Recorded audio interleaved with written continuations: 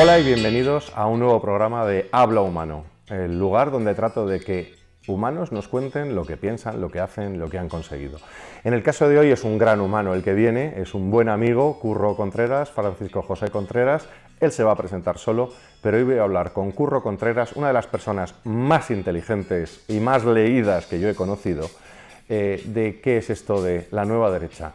Él ha acuñado término y ha acuñado definición y vamos a repasar todos los componentes que tiene una determinada ideología, en lo bueno, pero también en lo malo. Vamos ya con Curro Contreras y la nueva derecha.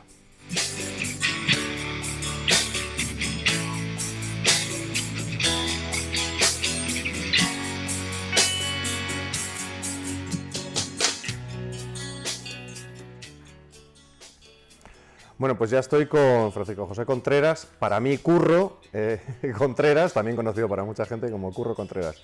Curro, ¿cómo estás? ¿Cómo prefieres que te llame aunque seamos amigos? ¿Qué tal, Víctor? Pues el Curro, naturalmente, como todos los amigos, incluso algunos que no son amigos también lo hacen, y así tenemos todo el mundo unas libertades. A mí me ha Así que encantado nada, verle alguno metiéndose contigo y llamarle Don Curro. con Curro, sí, Eso es... me dicen Oye, de todo. ¿quién es el humano este al que algunos llamamos Curro y otros Francisco José? Y desde luego es el profesor Contreras. ¿Quién eres? Como humano. Pues nada, a mí, como te he dicho antes, no me gusta especialmente hablar de mí mismo, no me parece un tema interesante, no soy mi tema favorito de conversación, ¿no? Pero nada, yo soy un profesor de universidad, soy catedrático de Filosofía del Derecho, de la universidad pública, después de haber aprobado una serie de oposiciones. Soy de la época en que todavía se hacían oposiciones, porque ahora es Ajá. por acreditación, ¿no? Y nada, he escrito una serie de libros sobre muchos temas de historia del pensamiento político, pensamiento jurídico, sobre Savigny, sobre Herder, sobre Kant, sobre liberalismo y catolicismo. Escribí un libro que se llama Una defensa del liberalismo conservador, que ha tenido cierta difusión y, en fin, ha suscitado bastante comentario, unos a favor y otros en contra. Bueno, no voy a hacer la lista de mis libros. Y en lo personal, pues soy un hombre casado, llevo casado con la misma mujer desde hace 33 años, si no cuento mal, y soy padre de 2 hijos, y eso es lo más importante en mi vida, por supuesto. Y Curro, tú, ¿por qué rompes? Hay gente que rompe a hablar, gente que rompe a estudiar, y tú rompes a reflexionar, porque entiendo que tú cuando te pones a escribir, la pregunta no podía ser, ¿y tú cuándo rompes a hablar? Pero tú cuando de repente decides que, a escribir, ¿cuándo decides que de repente que esto no está escrito? ¿Cuál es ese momento de decir, yo tengo que ponerlo negro sobre blanco porque he leído tanto, y me consta que eres una de las personas que yo conozco que es un orgullo haber, y lo digo, haber compartido en este caso escaños del Congreso, porque es de estas personas, y lo digo yo, y te lo decía a ti en persona, que siempre aparece con un libro y además sabes que se lo ha leído, porque lo está leyendo. Pero tú, ¿por qué decides, siendo un ávido lector como eres, probablemente uno de los mayores visitantes de la Biblioteca del Congreso mientras has sido diputado, ¿por qué decides llenar ese espacio que ya es ruidoso de lo tuyo? ¿Cuál es la cuestión que te lleva a ese cambio?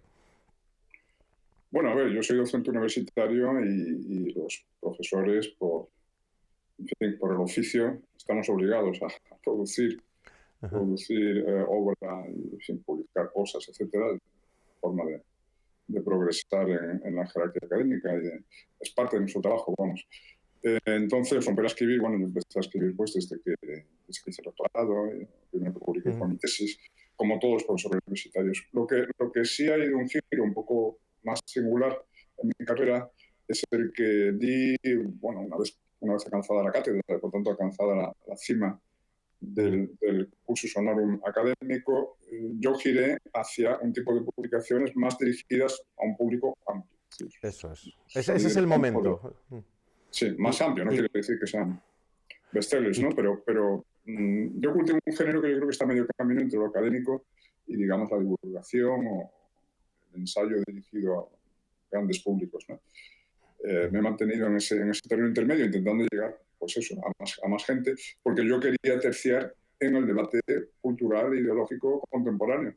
Entonces, lo cierto es que la universidad es un coto cerrado con muy poca influencia en la sociedad. Lo que discutimos entre nosotros, los profesores universitarios, deja indiferente hoy día, eso no llega a la gran masa. Y yo quería salir de eso, ¿no? Yo quería intentar influir, aunque fuese infinitesimalmente, en el debate moral, cultural, político, actual, donde creo que están en juego cosas muy importantes. Entonces, a partir de mi libro, yo creo que el primero fue La Nueva Izquierda del Cristianismo. Nueva Izquierda del Cristianismo es un libro que publiqué mano a mano con Diego Pull, que es otro profesor, amigo mío. Pues ya me he situado más en este otro terreno, ¿no? Le digo intermedio entre lo académico y lo divulgativo. A mí me parece interesante. Y luego tu tesis, digamos, tú orbitas un territorio que siempre es más o menos el mismo, ¿no? Es el conservadurismo, la libertad, la moral, ¿no? Es un poco, si analizas tu obra, y si quieres vamos, porque el objeto de hoy es, yo contigo podría tener 16 horas de entrevista, porque tengo tantas preguntas para ti que no me caben ni tus respuestas en 16 entrevistas. Pero por mantenerlo vamos a hacerlo a tu última obra, preséntala, y si ha sufrido una evolución tu pensamiento con respecto a esta primera que comentabas. Una evolución, bueno, yo diría que desde una base que más o menos es la misma, voy incorporando matices y voy desarrollando las ideas, ¿no? Y cuando hice mi última obra, creo que te refieres a este opúsculo de las 13 tesis Sí. sobre la nueva derecha, que en realidad es una contribución a un libro colectivo en el que también participaba Agustín Laje, por ejemplo, participaba Renato Cristin, participaba Vanessa Vallejo, y que tuvo una introducción escrita por nuestro común amigo Iván Espinosa de los Monteros, el portavoz del grupo parlamentario al que pertenecimos ambos. Entonces, sí, bueno, si quieres podemos hablar sobre... Sí, es más breve que las otras, así que es más fácil. Aunque sea breve, creo que hay muchas ideas. Hay, de hecho, a mí me parece que estas 13 tesis, o si quieres es una gran tesis de existe, la gran primera pregunta es, ¿pero de verdad existió alguna vez una derecha, o de verdad existe una derecha, o de verdad va a existir una derecha? Sí. Más que eso, en realidad tomo posición sobre el asunto de si todavía es útil o no el eje de coordenadas derecha frente izquierda, porque hay muchos que están diciendo que no, que eso ya está amortizado y que el nuevo eje, por ejemplo, sería el de globalismo frente a soberanismo. Yo no estoy de acuerdo con eso. Ese enfoque me parece simplificador, reduccionista, reducirlo todo a la tensión globalismo frente a soberanía, me parece, ya digo, una simplificación, ¿no? No digo que esa cuestión no es importante, pero no es el tema de nuestro tiempo, que diría Ortega y Gasset, es uno de los temas de nuestro tiempo. Entonces yo creo que todavía es útil el eje derecha frente a izquierda. Pero en el opúsculo hablo de nueva derecha, lo cual implica que existe también que la hubo. Que la hubo, existe una vieja derecha, o derecha, si prefieres, derecha del establishment, derecha convencional, que para entendernos serían los partidos de centro-derecha de toda la vida, vamos, el Partido Popular en España, la CDU alemana, los republicanos en Francia, el Partido Conservador británico, etcétera, ¿no? Entonces, bueno, yo considero que esa, por cierto, la razón me parece por la que ambos nos metimos en política hace unos años, ¿no? Me parece que esa derecha convencional, derecha establecida, pues no tiene respuestas para las grandes cuestiones de nuestro tiempo y sobre todo guarda una actitud, digamos, de sumisión moral y inferioridad moral frente a la izquierda, un complejo. A ver, son dos factores. Esta vieja derecha, vamos a llamarla, ya la hemos definido, existe una vieja derecha, por tanto, ya, para que la gente te siga, porque yo conozco más tu pensamiento de haberte tenido cerca y haberte escuchado en directo, y otros para que lo entiendan con más facilidad y con más brevedad. Pero entonces, claro, y lo has dicho en tus palabras, hay... Por una parte, si quieres, un posicionamiento ideológico / moral que ya no sirve, y por otro lado hay una practicidad, es decir, el cómo aplican o han dejado sus ideas para una práctica nueva, o necesitamos nuevas ideas y también una práctica nueva. Al final me he ido a una matriz complicada de 4 cajas, ¿no? Muy al estilo Eisenhower, ¿no? ¿Tú crees que es que han abandonado sus ideas, o sencillamente que es que las que defendían ya no valen? Y dos, hay una cuestión de que no están siendo prácticos, no están consiguiendo resultados. No, precisamente ellos ya han reducido su ideología al resultadismo, o sea, al pragmatismo. Lo único que ofrecen es gestión, tecnocracia, nosotros traeremos resultados, pero han renunciado a los principios y han renunciado al debate ideológico, ¿no? Digamos que el monopolio de lo ideológico se lo regalan a la izquierda y ellos prometen resultados prácticos, ¿no? Aquello de la lluvia fina de José María Aznar, ¿no? No necesitamos argumentar porque la gente por sí misma va a ver que España va bien, que todo está mejorando, que desciende el paro, que aumenta el crecimiento económico, etcétera. A eso me refiero. Ha habido un vaciamiento ideológico y un vaciamiento moral que a la postre se traduce en sumisión frente a la izquierda. La izquierda tiene la razón, pero nosotros vamos a gestionar mejor. Desde los mismos principios que la izquierda, las mismas premisas, pero gestionaremos mejor porque somos los profesionales de esto y somos los que manejamos bien los números, etcétera. La derecha convencional hoy día está reducida a eso, ¿no? Resumido a lo salvaje de que mira qué limpita tenemos la cárcel que nos habían hecho. Es un poco mi gran... Tú hablabas de por qué entramos en política, mi decisión es, sí, son unos grandes gestores de una cárcel que nos han montado ideológica, práctica, económica y de libertades. Es decir, porque lo llamo cárcel porque nos han limitado libertades. ¿Tú estás de acuerdo con que nos han limitado en lo que podíamos ser? Sí, bueno, por supuesto. Vamos, el último libro que publiqué se llama Contra el totalitarismo blando. Y esto es algo que les resulta desmesurado a algunos. Dicen, hombre, totalitarismo era lo del Gulag, etcétera. No, claro que no hay Gulag, pero sí hay una merma constante de la libertad de pensamiento y de expresión, del pluralismo político efectivo. Hay una serie de cosas que no se pueden decir. Te juegas la reputación pública, cada vez más te juegas el empleo, incluso según donde trabajes. Y evidentemente la libertad de expresión, por ejemplo, está en retroceso, ¿no? Me refiero a toda la cultura de la cancelación, todos los nuevos dogmas woke que no son cuestionables públicamente, etcétera. Quien dice el pluralismo y la libertad de expresión, dice la igualdad ante la ley, por ejemplo, que la estamos perdiendo con todas las leyes feministas, con la violencia de género como tipo delictivo que implica el derecho penal de autor, porque lo que cualifica el delito no es la materialidad de la conducta, sino la identidad de quien la comete. Estamos ante la demonización del valor, ¿no? Los mismos actos, según que sean cometidos por hombres o por mujeres, van a tener una tipificación penal distinta. Estamos perdiendo la igualdad ante la ley, estamos perdiendo la libertad de pensamiento y de expresión, y esos son valores liberales clásicos, ¿no? Por eso me dice, es que la derecha tradicional ha renunciado. Es que sus valores se han quedado anacrónicos, ¿no? Yo creo que sus valores eran correctos, los valores liberal conservadores, pero entiendo que la derecha actual, me refiero a la derecha convencional, la derecha establecida que decíamos antes, ya no es ni liberal ni conservadora. Es otra cosa, yo, ¿verdad? Claro, en mi opúsculo propongo una nueva derecha que sea liberal, conservadora y patriótica, ¿no? Como sabes. Cosa que ya no es la derecha establecida. No. Y luego, en medio de todo esto, como reacción, en gran parte, más en unos sitios a la hiperizquierda, ¿no? Esa izquierda con esteroides que ha empezado a vivir, esa izquierda histérica que convive en algunos países, como reacción han aparecido nuevos movimientos políticos, nuevos grupos, más que movimientos, nuevos grupos políticos que reaccionan de una manera distinta como reaccionaban estos partidos más o menos de la vieja derecha. Pero algunos de ellos también se están dejando llevar o están entrando en ejes de aceptación de otras cosas distintas, pero también alejadas de este conservadurismo liberal, que se han convertido, de hecho, en, si te llaman liberal o te llaman conservador y liberal, es casi ya un insulto, ¿no?, en estos días, por parte de algunos, porque dicen que la patria por delante de la libertad o por encima de conservar algunas cosas. Ese triángulo mágico, libertad... conservar lo bueno de lo que tenemos y patria, se podría mantener ese equilibrio, ¿no? Claro que se podría mantener porque además yo entiendo que se complementan en buena medida esos tres polos. No hay contradicción entre ellos, más bien hay complementariedad. Pero fíjate, yo creo que esta es la cuestión clave y ahí se juega el éxito y la viabilidad a largo plazo de la nueva derecha. Es saber mantener el equilibrio entre las tres inspiraciones.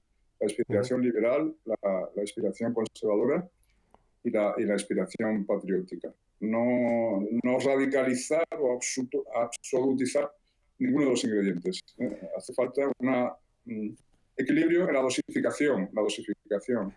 Quizás porque hay un cuarto eje que nace del patrioterismo y que se mete también en un estatalismo, ¿vale? Y por eso su oposición a cierto liberalismo.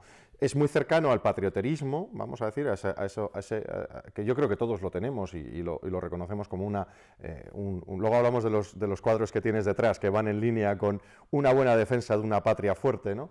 Y que es perfectamente compatible con Son Rockwell, como me decías, uno de nuestros autores, pintores, diseñadores favoritos de ambos, pero que me meten una cuarta pata en el eje, porque a veces se confunde, dice, no, es que entonces, no, yo no estoy en contra del patrioterismo, por ejemplo, yo estoy a favor de la patria como elemento de juego, ahora quiero escuchar tu opinión, evidentemente, pero ha nacido como también otro eje de cierto éxito en muchos sitios, que es el patrioterismo extremo, que es confundir patria con Estado y, por tanto, el Estado que hace cosas más grandes, más fuertes y por encima de las libertades individuales.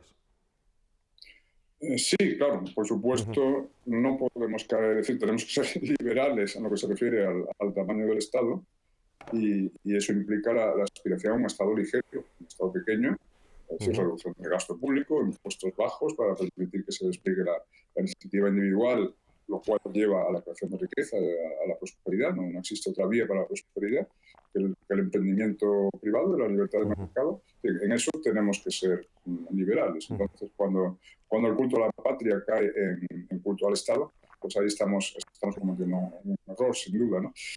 En fin, yo creo que cada uno de los tres ingredientes es susceptible de una absolutización errónea o hipertrofia perniciosa, y cabe una hipertrofia del conservadurismo, que sería nociva. Estoy pensando en tradicionalistas, por ejemplo, Eso es. Que a estas alturas pongan en cuestión pues, la libertad religiosa, por ejemplo. Y diga que necesitamos un Estado confesional y culto público a Dios y no sé qué. Pues no. Hay que aceptar que estamos en una sociedad religiosamente plural, cosmovisionalmente plural, mejor dicho, es una sociedad muy secularizada, en la que los creyentes religiosos probablemente son ya una minoría. Entonces hay que tomar nota de ese hecho y no podemos andarnos con ideales de Estado confesional. Por poner un ejemplo de, ¿sabes? Eso lo hemos discutido tú y yo. Ya sabes que yo pienso que hay una nueva religión de Estado que tiene sus nuevos ritos y que, por tanto, y que tiene componentes propios de las religiones, ni siquiera de las ideologías. Hablo del wokismo. El wokismo. Es una religión de Estado que además o ejerces, no es como un general romano tenía que ver cómo miraban las entrañas de un ganso antes de ir a la batalla, y aquí o te pintas el pelo del color adecuado si lo tienes, o no eres parte de la religión de Estado. No, hoy día las autoridades desfilan en el desfile del orgullo gay o en el desfile del 8 de marzo, la gran celebración religioso-política actual es el 8 de marzo, y allí van todas las autoridades a hacerse la foto. Igual que antes desfilaban en la procesión del Corpus, ¿no? Desfilan todavía de manera residual, desfilan en algunos sitios. ¿Entiendes lo que quiero decir? Efectivamente es la nueva religión del Estado y tenemos que estar contra las religiones de Estado. Por supuesto. Pero cabe un error hiperconservador, cabe un error hiperliberal y cabe un error hiperpatriótico. Si quieres, pues los vamos examinando. Exacto, si quieres, sí. Yo aquí estoy para interrumpirte mal. Yo lo que quiero es que, pero sobre todo para bajar a tierra, que yo creo que ese equilibrio que se ha podido vivir en determinadas fases entre estos cuatro ejes, ¿vale? Estado, liberal, conservadurismo y patria. Describe, por favor, cómo los ves tú cuando se salen de madre. Sí, antes de explicar cuál sería la salida de madre, habría que explicar cuál es el contenido correcto de cada uno de sus ingredientes. Entonces, me parece muy bien. ¿Qué entiendo por conservadurismo? Pues, por ejemplo, la defensa de la vida, desde la concepción a la muerte natural. Entiendo por conservadurismo la defensa de la institución clave de cualquier sociedad sana y, por supuesto, además de cualquier sociedad libre, que es la familia. Por la familia entiendo lo que se ha entendido desde Mesopotamia hasta hace 5 minutos. Es el triángulo marido-mujer-hijo, la familia basada en el matrimonio. Uno de los graves problemas que tenemos es la desaparición progresiva del matrimonio. El matrimonio está cediendo paso a la pareja de hecho como fórmula estándar de interrelación de los sexos, ¿no? A mí eso me parece un problema muy grave. Creo que el problema más grave que tiene Occidente es el hundimiento de la natalidad, el suicidio demográfico. Estamos de acuerdo. Estamos en 1,15 hijos por mujer en España, que es casi la mitad del reemplazo generacional, que es 2,1 hijos por mujer. Y estoy convencido de que eso está muy relacionado con la desaparición progresiva del patrimonio. Es mucho más fácil adoptar la decisión irreversible de tener un hijo con un cónyuge que en principio es para toda la vida que con un compañero sentimental pasajero, ¿no? Hay una relación entre las dos cosas. Entonces, defensa de la familia, que por familia entiendo matrimonio hombre y mujer, incentivación de la natalidad, defensa de la vida desde la concepción a la muerte natural, defensa de la naturaleza humana en general, que está en peligro la naturaleza humana. Por ejemplo, la binariedad sexual, la especie de fábrica viene dividida en hombres y mujeres. Bueno, eso hoy día es una afirmación tránsfoba, posibilidad tránsfoba. Es decir, que somos hombres y mujeres y que solo hay dos sexos y que lo que define la pertenencia a un sexo u otro es el cuerpo, los cromosomas que tengas y los genitales que tengas. Eso hoy día es una tesis, pues ya digo, heterodoxa y que te puede suponer, según estés, pues la pérdida del empleo, etc. Bueno, a eso me refiero con la parte conservadora, ¿no? Y la hipertrofia de esto podría ser, por ejemplo, lo que dijimos antes, de cuestionar la libertad religiosa, etcétera. ¿Qué entiendo? Y cierto espiritualismo extremo de que todo, ¿sabes? Sí. Que huye del humano también, que lo deja todo a la ¿no? Voluntas Dei, ¿no? Y sin ratio, ¿no? Sí, lo cual además es empíricamente incorrecto porque hay conservadores seculares. Es decir, no es cierto que para defender todo esto haya que creer en Dios o ser católico. Totalmente de acuerdo. Lo defienden católicos, lo defienden protestantes, lo defienden judíos y lo defienden ateos. Nada de lo que estoy diciendo se basa en la fe. Todo se basa en la... Fíjate que los que se ponen en esteroides en este ángulo tienden a faltar mucho al respeto a aquellos que podrían considerarse, yo me podría considerar, más de filosofía cristiana que de religión. Fíjate, pues porque tienes tus dudas, porque, oye, yo bendito el que tiene la fe y cree automáticamente, como tengo algunos amigos que creen automáticamente, me dan mucha envidia, ¿no? Entonces hay algunos que el proceso es distinto, más doloroso, y veo como no respetan a personas que son absolutamente compatibles con su fe, pero como no... que yo lo entiendo, o sea, que entiendo la necesidad de los ritos, el cumplimiento de determinadas cuestiones, pero también es una cuestión voluntaria, ¿no? Pero bueno, eso lo dejo como matiz. Ahora, los liberales, normalidad y locura del liberal, que esta va a ser complicada. Esta es complicada, pero yo diría que el ingrediente liberal me refiero al legado del liberalismo clásico. ¿Y eso qué incluye? Incluye separación de poderes, incluye Estado de Derecho, incluye derechos fundamentales, pero los de verdad, los del siglo XIX, no los nuevos derechos que en buena parte implican la destrucción de los derechos clásicos y verdaderos, ¿no? Vida, propiedad... Claro, la vida, la propiedad, la libertad religiosa, libertad de asociación, libertad de expresión, libertad de pensamiento, las garantías procesales, la igualdad de la ley que estamos perdiendo. El honor e imagen pública, que ahora se pueden montar asesinatos civiles. Cuidado, que esa es una libertad muy importante, aunque parezca mentira. Claro, y la libertad de expresión, que como analizamos antes, también la estamos perdiendo a toda velocidad, ¿no? A eso me refiero, pues es el Estado de Derecho, es la separación de poderes, es el pluralismo político y los verdaderos derechos humanos, que no los nuevos, que implican en gran parte la negación de los verdaderos. Por ejemplo, el derecho al aborto implica la negación del derecho a la vida, o el llamado derecho al hijo, que es otro neoderecho que se está acuñando a toda velocidad. Es el derecho de una persona que no tenga pareja del sexo opuesto a tener un hijo, vía inseminación artificial en el caso de las mujeres, o vía vientres de alquiler, que es un eufemismo para el compraventa de niños en el caso de los hombres. Pues bueno, el supuesto derecho al hijo, que yo creo que no existe, implica la negación del derecho del niño a su padre y su madre, es decir, el derecho a la familia, que por cierto está reconocido incluso por la Declaración Universal de Derechos Humanos en su artículo 16. Se habla de la protección de la familia y la familia entendida como pareja, hombre-mujer, hijos, o triángulo, mejor dicho, marido, esposa, hijos, ¿no? Pues eso, cuando hablo de liberalismo me refiero a eso, y en la parte económica me refiero, por supuesto, a los viejos buenos principios de equilibrio presupuestario, impuestos bajos, Estado poco invasivo. Dinamismo y libertad de empresa, que es lo importante, y poca inmisión. Fíjate que uno de los grandes ataques de otros componentes de la izquierda, pero también desde estas derechas que estás describiendo también, hay un ataque de, es que los liberales solo piensan en los números, ¿no? Tú has descrito algunos valores que son netamente liberales y que son, no voy a decir morales, pero sí son valores no económicos necesariamente, son de otras cosas, es de libertades.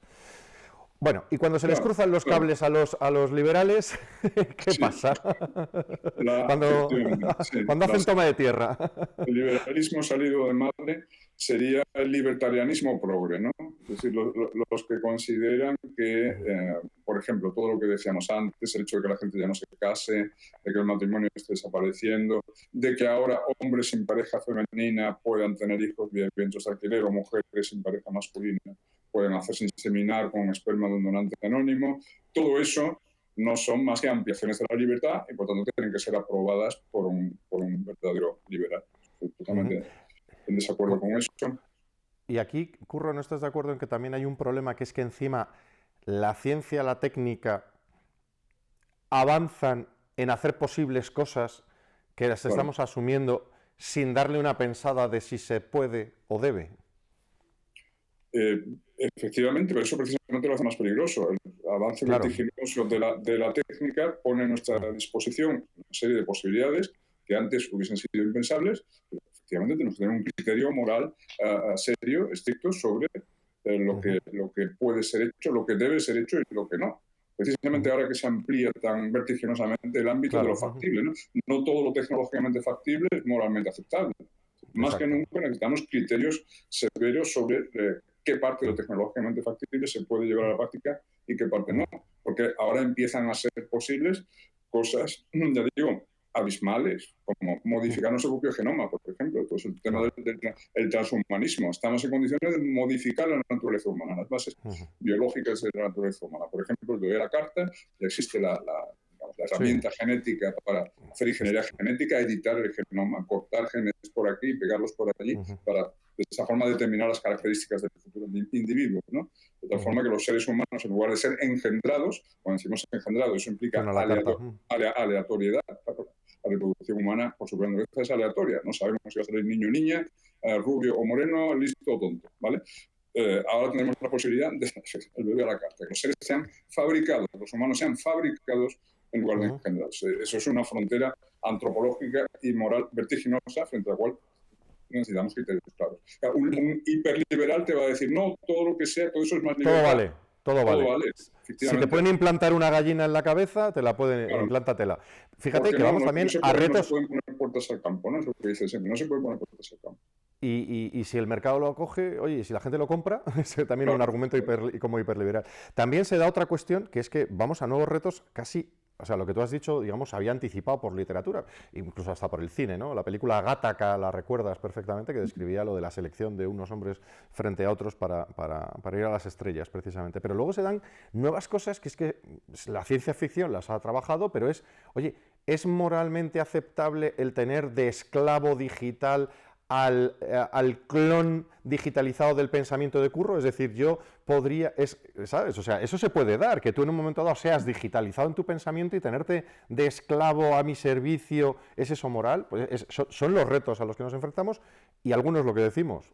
Yo creo que en lo que te he escuchado estamos de acuerdo en habrá que pensar un poquito estas cosas antes de adoptarlas, ¿no? Y otros es, no, si vende y es una startup, que le metan millones y lo compramos todos, ¿no? claro, claro. A eso me refiero con lo del hiperliberalismo como, digamos, fundamentalismo de mercado, en el sentido de que todo lo que sea mercantilmente exitoso y factible, hay que ir para adelante con ello, ¿no? Pues no estoy de acuerdo. Por eso siempre adjetivo mi liberalismo como liberalismo conservador. Me dicen, ¿es una Claro, contradicción? No creo que sea una no contradicción, lo es. creo que se Es, lo, complementan. es exactamente lo que te iba a preguntar. Estos no tienen por qué estar peleados, que parece que hay un deseo, quizás por la confusión del término, tú que lees en inglés o que leo en inglés, entre el libertarian, el liberalism en inglés, que es el liberalismo sería más izquierda, progresista izquierda, la batalla entre tradicionalistas y liberales del siglo XIX español también ha marcado que algunos, cuando hablas de los liberales, hablan de otros liberales, ¿no? Yo creo que hay un término liberal. Lo primero que tendría que hacer el mundo liberal es buscar otro término para autodefinirse, porque creo que está ya tan mezclado que es complicado. Vale, entonces son compatibles liberalismo y conservadurismo. Adjudicado. Y ahora Son vamos compatibles. Y nos a... sobran los hiperliberales que no entiendan eso, que digan Exacto. que todo liberal tiene que ser Sí, sí. anticonservador y que Y, todo lo que... Sí. y también el hiperliberalismo que niega el siguiente eje que hablamos, que es la patria. ¿verdad? Sí, La también. nación, y niegan incluso la existencia de la nación. La nación patria, vamos a separar ambos términos, ¿no?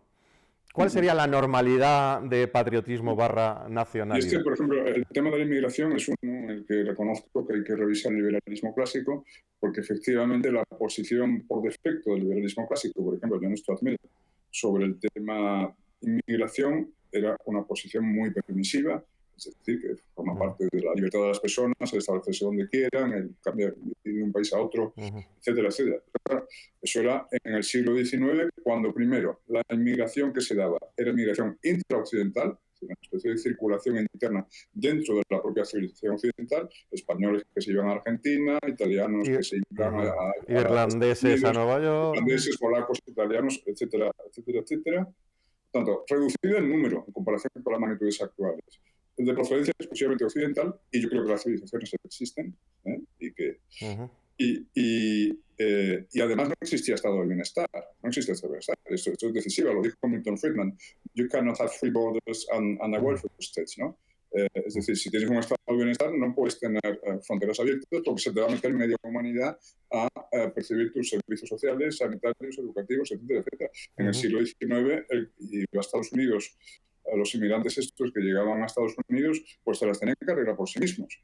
Vale, quizás te vendían un lote de tierra barato. Es lo que te iba a decir, había tierra. Pero después ahí tú te las arreglas. Tú tienes que cavar tu pozo, tienes que roturar el terreno, tienes que defenderte de los indios, tienes que construir tu cabaña de troncos, etcétera, etcétera. Y si no sabes hacerlo, pues te vuelves a tu país. Exacto.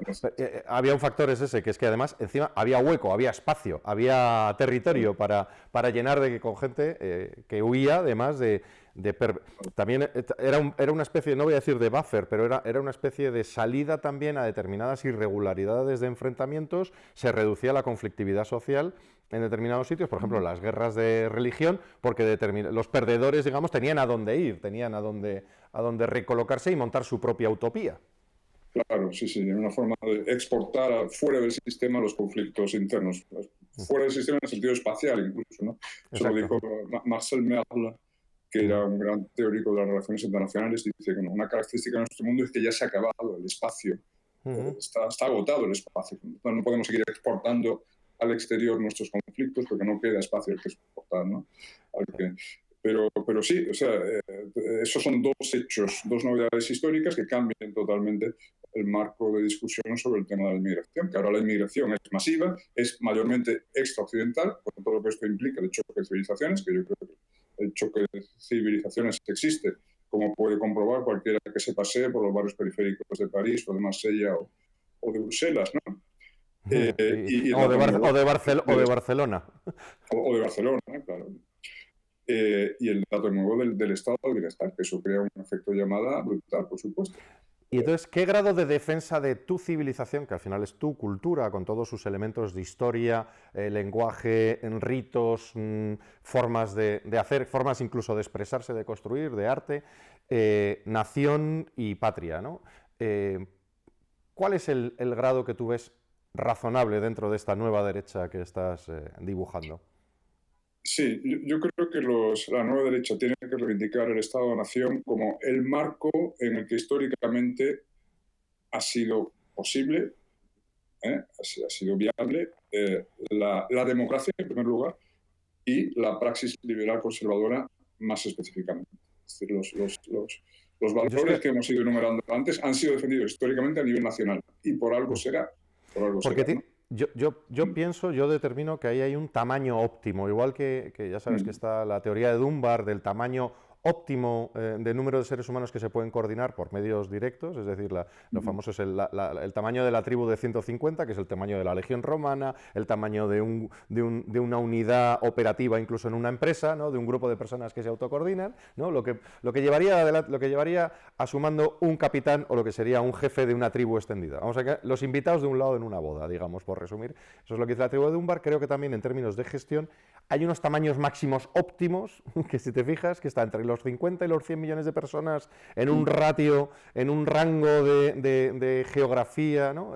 Eso yo creo que la naturaleza también hace que en unos sitios sea más extenso, la tecnología puede hacer más o menos extenso, pero yo creo, no sé si estás de acuerdo con eso, que puede haber también un cierto tamaño óptimo de lote, por describirlo de alguna manera, ¿no? Que el clúster tiende a hacer burbujas, ¿no?, a un tamaño, y eso son las naciones.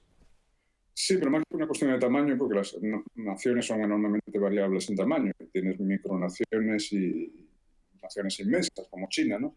Más que una cuestión de tamaño, yo diría que es una cuestión de homogeneidad histórico-cultural y, digamos, un sustrato de señas de identidad compartidas que sirvan de cimiento al edificio complejo y sofisticado del Estado liberal y los valores liberal conservadores.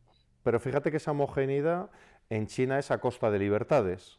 O sea, es alcanzar ese tamaño tan grande es a costa de libertades y una homogeneización que, por ejemplo, en Estados Unidos hay un libro que se llama de Los reinos de Estados Unidos o las naciones dentro de Estados Unidos, que habla no de nacionalismo, sino de cómo se acaban autogestionando. Pues la costa este se gestiona de una manera, también por la herencia que hablábamos antes de dónde venían sus emigrantes, el Midwest se gestiona de otra manera y funcionan de una forma coaligada que no federal en una gran nación. Y de hecho, los carteles que tú tienes detrás, eso es de la única época en la que hubo un deseo voluntario de homogeneización de los Estados Unidos. Háblame de los cuadros de Rockwell, que me los he pasado antes, y creo que encajan aquí, ¿no? Sí, bueno, tienes razón en que estos cuadros son de los años 40, 50. Hay 4 cuadros de Rockwell que se corresponden con las 4 libertades del famoso discurso del presidente Roosevelt en febrero del 41. Es curioso que fue antes de que entrasen en la guerra los Estados Unidos, ¿no? Los Estados Unidos entró en la guerra con el ataque a Pearl Harbor en diciembre del 41, pero en enero, febrero del 41, Roosevelt pronunció este discurso en el que venía a decir, bueno, por esto luchan los aliados, o estamos luchando los aliados Estados Unidos ya de algún modo la guerra mediante el suministro de material a Gran Bretaña, que en ese momento era la única que aguantaba el tirón frente a Hitler, ¿no? Estamos luchando por estas 4 cosas. De esta guerra tiene que salir una sociedad basada en estos 4 principios, que eran la libertad religiosa, la libertad de expresión, que es ilustrada por el cuadro que está aquí encima de mi cabeza, que es un señor que se levanta con la asamblea a decir su opinión y los demás le escuchan respetuosamente. La libertad frente a la necesidad, que es el principio que ilustra el otro cuadro, en el que se ve una cena de acción de gracias y unos abuelos que sacan el famoso pavo, etcétera. Esto significa suficiencia económica. La libertad debe incluir, digamos, la garantía de un mínimo de bienestar para todos los ciudadanos. Ahí tenemos ya el principio, el fundamento de los llamados derechos económicos y sociales, que bueno, también tienen sus problemas, pero no podemos entrar ahora en eso. Y la libertad frente al miedo. La libertad frente al miedo era, bueno, lo que representaba la ilustración era un matrimonio que está acostando a sus hijos en la cama y tal, la madre arropando amorosamente a los niños y el padre sostiene un periódico en el que se ve el titular. El titular es bombardeos en Europa, ciudades destruidas, no sé qué, no sé cuánto. Esa familia está a salvo de tal. O sea, en definitiva, es el derecho a seguridad física, a la protección frente a la guerra, el derecho a la paz, en definitiva, que no se repita nunca la guerra. Era un poco el espíritu de los aliados. Vamos a hacer esta última guerra para que ya no haya más guerras, ¿no? Pero fíjate que te lo he sacado. Lo de Rockwell. Te lo he sacado ahora porque creo que encaja con una definición de nación, ¿no? Al final es los 4 grandes valores que inspiraban la gran nación, vamos a decir, norteamericana, como ellos dicen, la gran América, que además les llevó a esa ¿no? Sí. A exportar esos 4 valores como ejes, ¿no? La época del melting pot, como tú sabes, ¿no? Sí, cuando funcionó el melting pot. Muy bien, usted puede venir aquí, venga de donde venga. Por cierto, no era venga de donde venga, porque tú sabes que precisamente en esa época, entre los años 20 y los años 60, la limitación, se aplicaron cuotas étnicas de migración. Y selectivas, muy selectivas. Necesitamos tal tipo de granjero que está aficionado a la patata y que aguanta ambiente. Vamos, de hecho hubo migraciones de vascos se abrió una cuota vasca, creo recordar, porque eran buenos en la gestión de ganado. Los pastores, claro. Los pastores, claro. Por eso hay pastores en Idaho. Pero cuotas tanto profesionales como nacionales, y digamos civilizacionales. No queremos tantos chinos, no queremos que Estados Unidos se nos llene de chinos, queremos europeos, etc. Vale, por eso hablo aquí en el eje nación, en el eje patria. Por eso te preguntaba, yo creo que encajaba bien esas imágenes, ¿no? Y ahora, cuando la patria se desmadra, sí. No, o sea que termino la idea. Perdona. En estos años funcionó el melting pot. ¿Esto qué significa?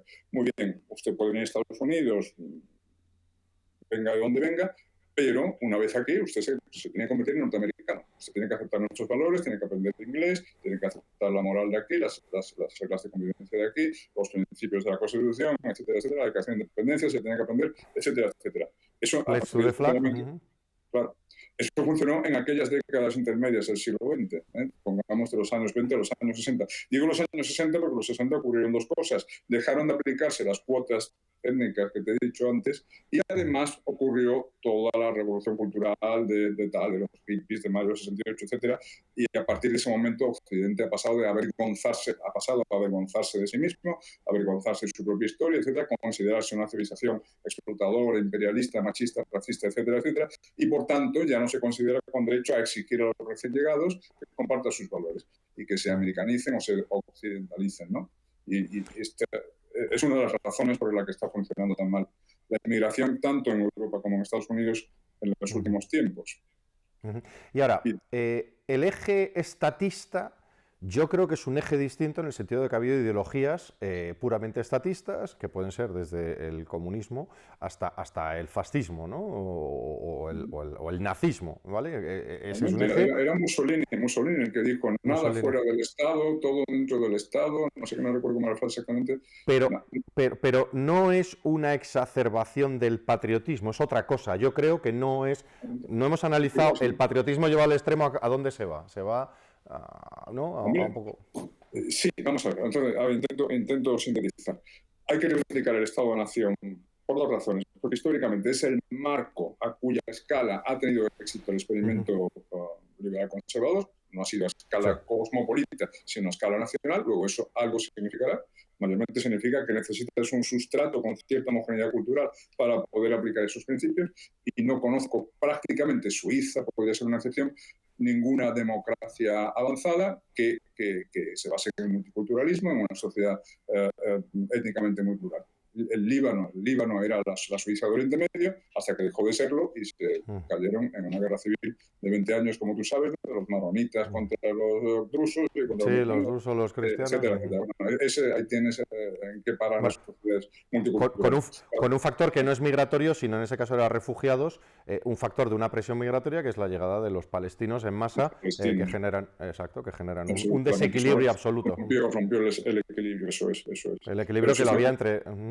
Pero eso puede ocurrir con la migración masiva en Europa, puede ocurrir también perfectamente. Efectivamente. Entonces, esa es una razón. La segunda razón es que los poderes supranacionales hoy por hoy no tienen legitimación democrática.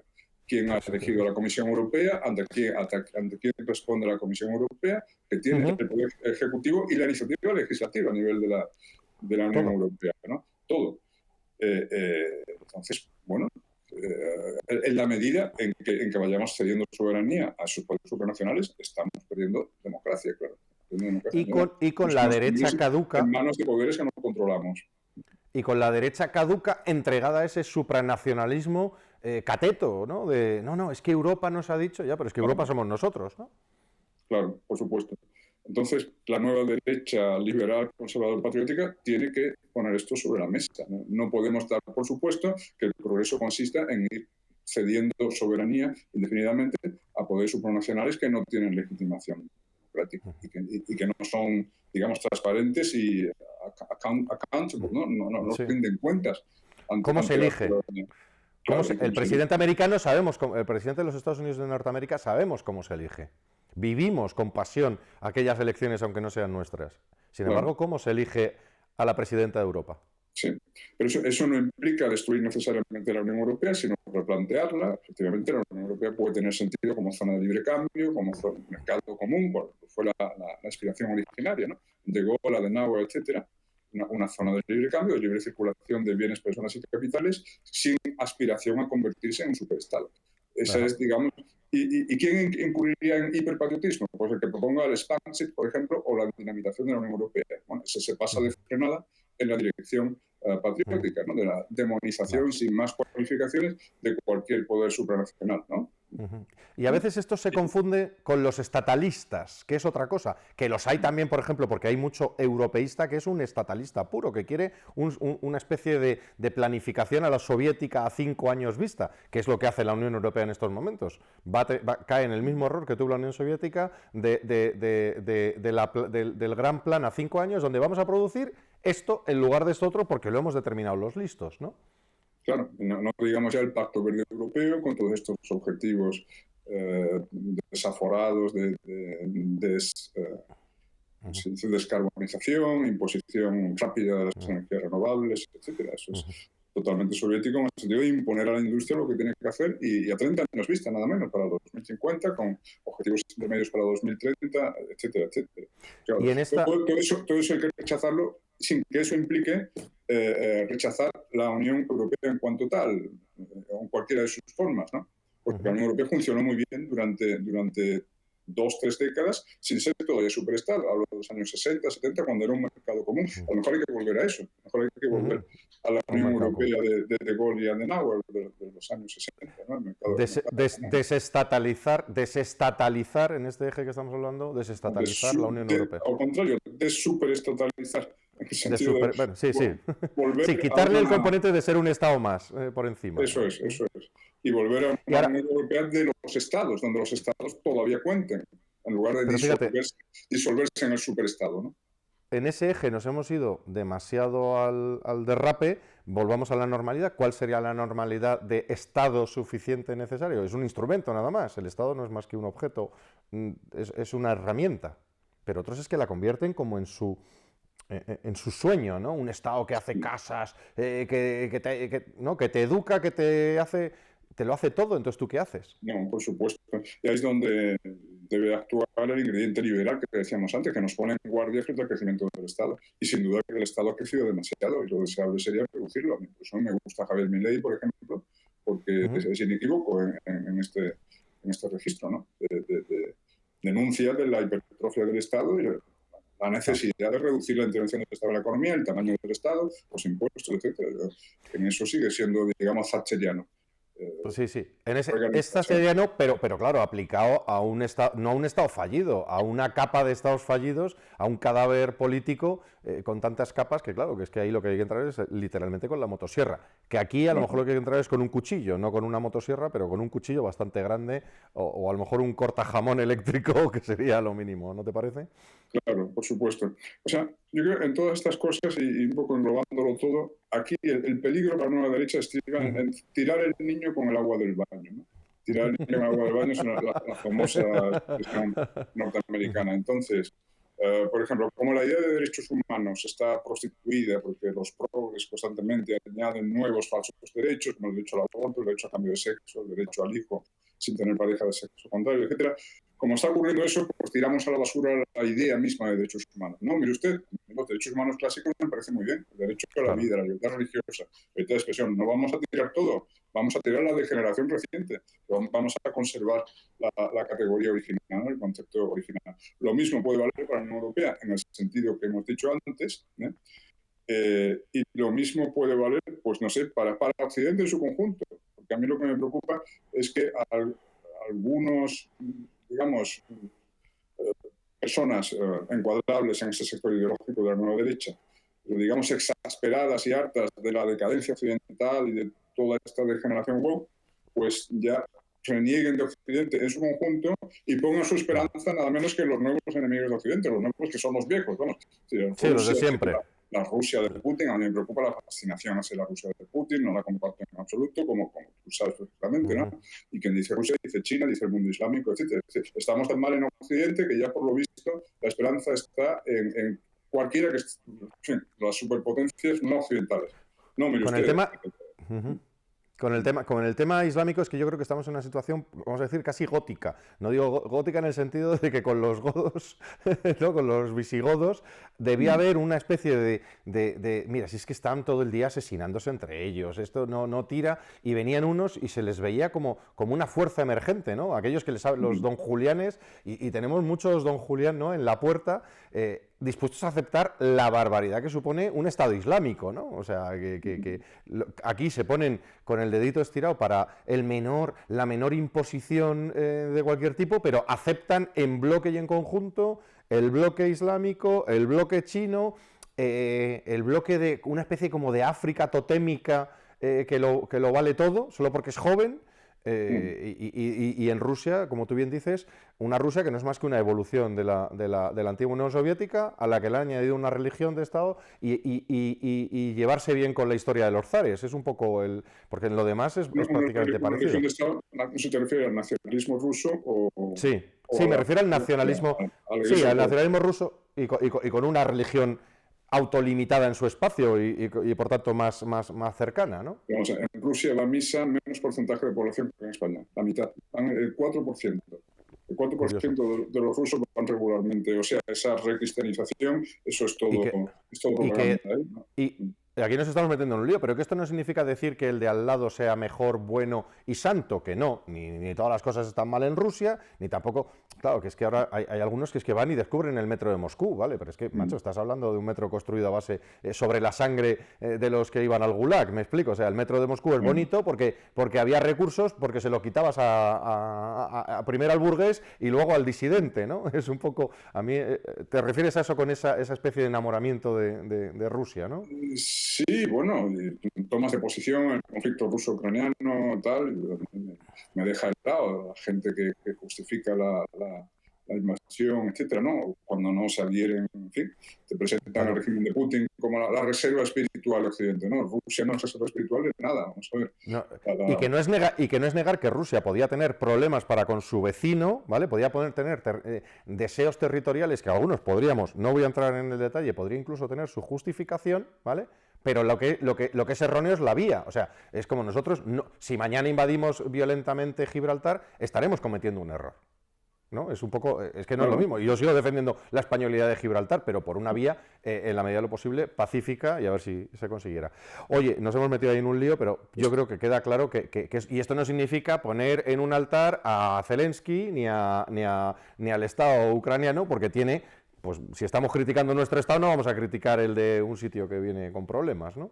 Ya, bueno, pero es ser agredido y eso tiene que bastar, eso tiene que zanjar el debate. El hecho de que aquí el culpable es el que rompe las fronteras y el que hace una guerra de conquista, una guerra de invasión, ¿no? Que ese es un problema también por el ejemplo que si admitimos las guerras de conquistas, porque nos cae bien uno que hace conquista, ¿qué diremos cuando, por ejemplo, si de repente Marruecos decide lanzarse también a la guerra de conquista? Claro, y tendrá sus argumentos históricos también y geográficos. ¿Con qué argumentos nos quedamos? ¿Con qué argumentos nos quedamos? Claro. Oye, por terminar... Ya que has sacado de Rusia-Ucrania, en cualquier ranking internacional de transparencia, de calidad democrática, de derechos humanos y tal, Ucrania, sin ser Finlandia, sin ser Dinamarca, tiene una calificación muchísimo mejor que la que tiene Rusia. Ucrania saca un 6, Rusia saca un 2, ¿no? Porque en Rusia es que te ponen polonio en el café si criticas al jefe. Pero y aquí acabamos de ver con Navalny una vez más, ¿no? Vale, y aquí lo que queremos es que, lo que proponemos, yo creo que en eso estamos de acuerdo, es que haya nivel 10, o sea, aspiramos al 10 para todos, ¿no? Oye, en resumen, le hemos dado la vuelta a todos estos ejes. ¿Tú crees, para que el que nos escucha aquí en Habla Humano y nos ha seguido hasta aquí, cuál es qué debe hacer? ¿Cuál es el manual de instrucciones, Curro? Ya has hecho la reflexión, pero ¿lo bajas a nivel práctico? A nivel práctico, bueno, a ver, yo doy un consejo a la gente de nuestro sector ideológico y es que no caigan o no copien el vicio de la izquierda de echar siempre la culpa a los otros, ¿no? De externalizar la responsabilidad, que yo creo que es la clave del éxito de la izquierda, la negación de la responsabilidad individual, la disolución de la responsabilidad individual en la colectiva. Es decir, si te va mal, si te ha ido mal en lo económico, en lo profesional, en lo sentimental, la culpa no es tuya. La culpa es del capitalismo, la culpa es del racismo sistémico, del machismo, de la homofobia. Es la negación de la responsabilidad. Bueno, pues no hagamos lo mismo en la derecha. No hagamos lo mismo en la derecha. Es decir, no caigamos en la tentación de culpar de todo lo malo que ocurre, pues a lo mejor a George Soros o a la Agenda 2030 o a Zuckerberg, o, ¿sabes? Que no son santos, que tampoco son santos. Que tampoco son santos. Pero no, Es decir, yo puse el otro día no, hace unos meses, un tuit que, en fin, si tuviera que salvar uno de todos los que he puesto, pues salvaría ese, ¿no?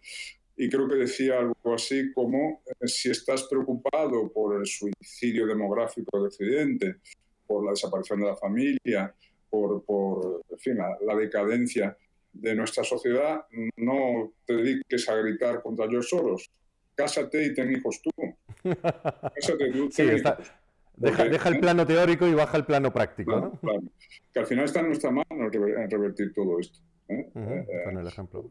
Soros no le pone la pistola detrás de la nuca a nadie, ni para que aborte, ni para que no se case hasta los 45 años es que se casa, ni para que no tenga hijos o tenga 1,1. No, todo esto podríamos revertirlo nosotros si lo tuviéramos, pero podemos empezar, está en nuestra mano. Podemos empezar con nuestras propias vidas. Después ya daremos la batalla también, como estamos haciendo tú y yo, en el nivel de las estructuras y de la política. Pero realmente está en nuestra mano el revertir todo esto, cada uno a nuestro propio nivel, ¿no? Y añado a eso de ponte a ello, y además después de haberte escuchado a ti, querido Curro, yo creo que lo va a tener mucho más claro de cuál es el campo de juego y con qué fichas jugamos y cuáles son las fichas con las que debemos jugar. Don Curro Contreras, muchísimas gracias. Yo que hemos logrado condensar, yo creo, un repaso muy amplio y muy intenso, pero yo creo que contigo te invitaré en otras ocasiones, si te parece y me lo permites, en otro formato, a entrar en detalles de algunas de las cuestiones más álgidas, a lo mejor del día a día. ¿Te parece? Pues sí, porque varias cuestiones las hemos dejado solo apuntadas y hubiera necesitado desarrollo. A tu disposición cuando quieras. Y este es tu canal siempre, Curro. Un fuerte abrazo.